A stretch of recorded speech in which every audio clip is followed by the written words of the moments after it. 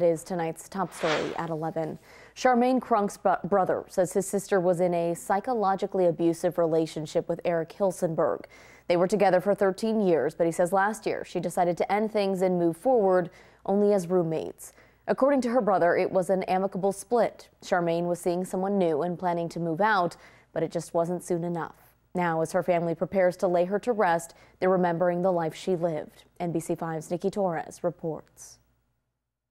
These neighbors are saying things that make my sister sound like she's this horrible person when all she was somebody who had to try and deal with someone who didn't want to break him. Charmaine Crunk's brother Gary wants to set the record straight. It breaks my heart to hear strangers talk about their relationship when they really didn't even know. He says Charmaine was the sweetest person he's ever known, but she had a rough start. He says he and his sister come from abuse. Over the years, they learned to hide it and hide it well. When you talk to my sister, she makes everything sound like everything is pretty and everything is perfect and everything is great in the world. But Gary says it was far from the truth.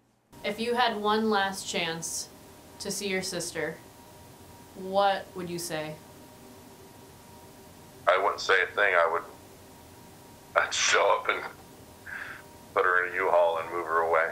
We all tried to say what needed to be said. For about 13 years, Charmaine was in a relationship with Eric Hilsenberg. I think that she honestly thought that she could move on and that she could make his life better as well as make her life better. A relationship that would ultimately take her life. On Tuesday, police were called to Charmaine's home on Covina Avenue when she didn't show up for work. Police say it appears Eric shot Charmaine before turning the gun on himself, a reality Gary is still trying to come to terms with.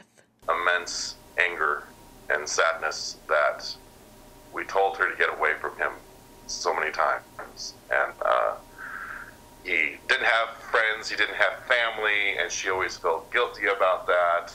Gary says his sister always tried to give Eric the benefit of the doubt, but says Eric was dealing with demons inside and drug use. She tried to do her best with him, but he's a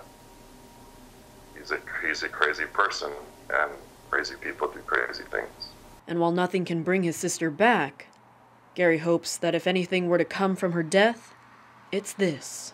For women that are abused, they need to speak out. They need to stand up. In Medford, Nikki Torres, NBC5 News.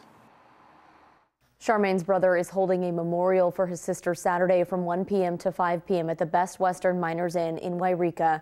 Anyone is welcome to attend and pay their respects.